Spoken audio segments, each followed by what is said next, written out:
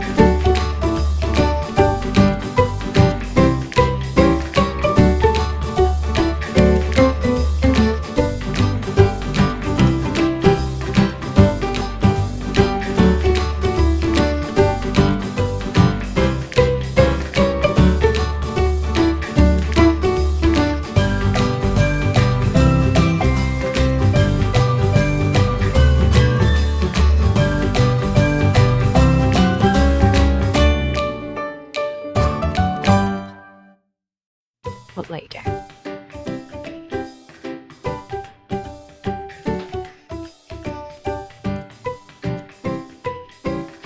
有得俾你去聞下唔同味嘅麥啦，同埋啤酒嘅。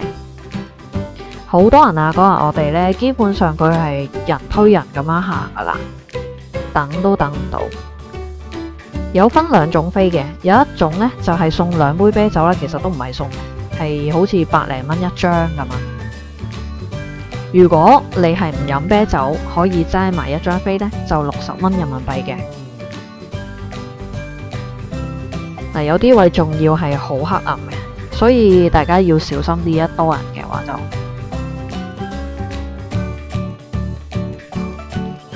就係呢2杯啤酒啦，排咗應該大概400人左右。最後大家緊張嘅梗係買紀念品啦。嗱，呢隻鴨呢，周圍都有嘅，唔使驚話博物館買唔到，連我酒店都有得買。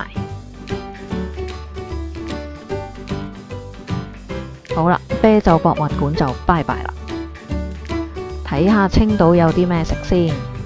呢一間餐廳叫雙合苑，不約而同我2個青島朋友都係非常之 recommend 嘅。嚟東北記得食呢啲咁嘅拉皮同埋呢啲東北餃子。咁青島係出名海鮮餃子，有海膽啦。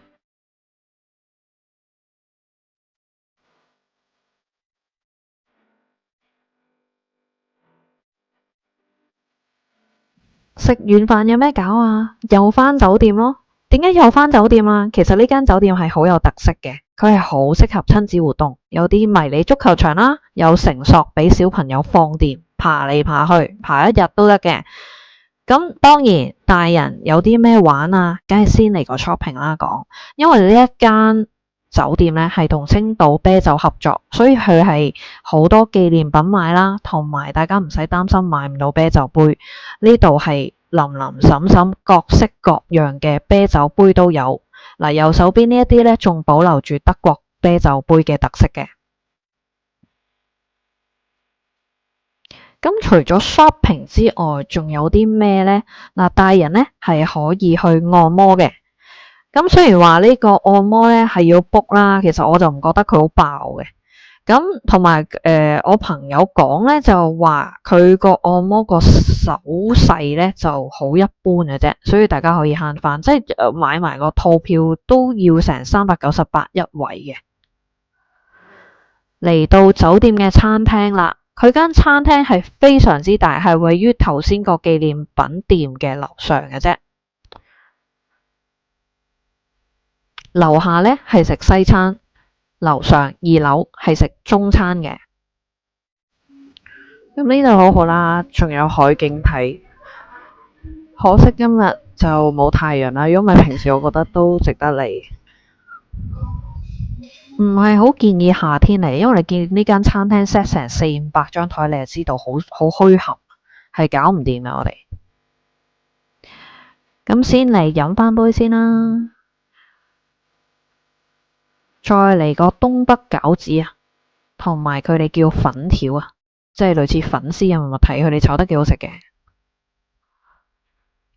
仲有呢個牛蛙，海腸撈飯係呢度嘅特色嚟嘅，不過蒜蓉蒸蝦真係麻麻地啦。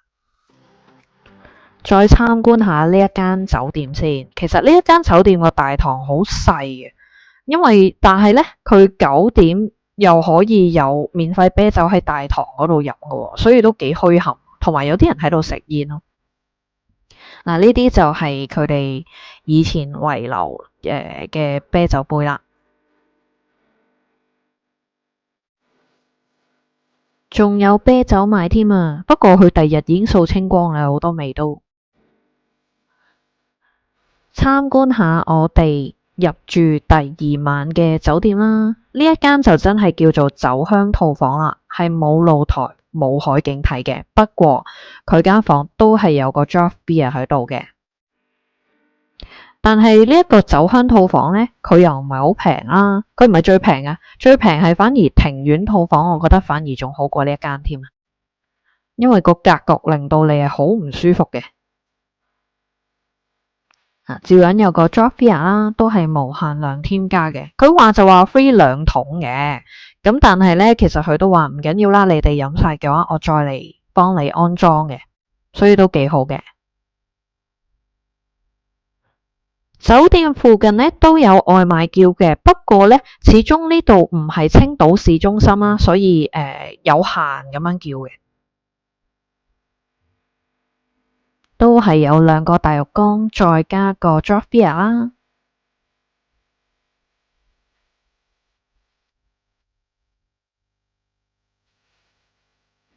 同埋有一個啤酒味嘅浴球，咁佢咪應該唔會有酒精嘅。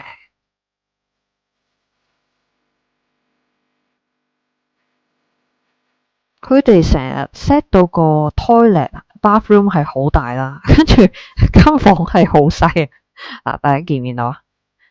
又係 king size bed 啦，跟住嚟張按摩椅啦，但係出邊冇街景，所以我就唔影啦。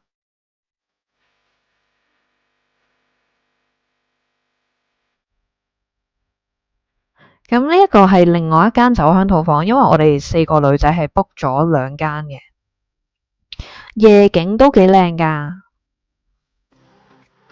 最後一晚喺青島，我哋去咗青島萬象城嘅欣裕海鮮新青島菜嗰度食嘅。咁呢一間呢係非常之靚嘅，無論裝修啦同埋擺盤都係好豪華嘅。咁但係我個人覺得咧，呢間鋪頭呢只係適合商務形式或者係啱啱拍拖嗰種情侶嘅，唔係好啱家庭或者朋友好親嗰啲朋友聚，因為其實呢間嘢呢，就唔係話太好食嘅，但係個價錢都算合適。我哋又食葱燒海參啦，又食每一位嘅魚翅撈飯啦，同埋北京烤鴨。咁我哋 total 先至食咗大概1600蚊人仔嘅，嗰啲生果係最好食噶啦，我個人認為。咁嗰4杯嘅早嘅嘢飲品啦，紅色頭先凍嗰杯有個麒麟係冰塊喺裏邊，嗰杯咧係送嘅，每人一位。點解話佢唔好食呢？嗱，首先佢葱燒海參呢，佢就唔係好似廣東嗰隻紅燒啊，又唔係好似北京做葱燒甜鹹咁嘅感覺啦。佢葱燒海參好似呢係白烚嗰條海參，跟住淋啲汁上去啦，然之後個魚翅撈飯每一位嘅，佢唔係貴，100零蚊一位啦。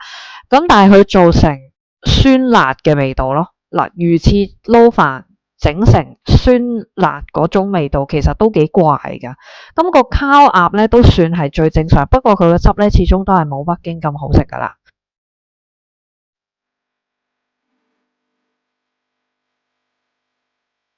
今日咁啱咧，就係我哋嘅中國元宵節，咁都幾開心嘅，每人送2粒嘅湯圓啦，團團圓圓嘅。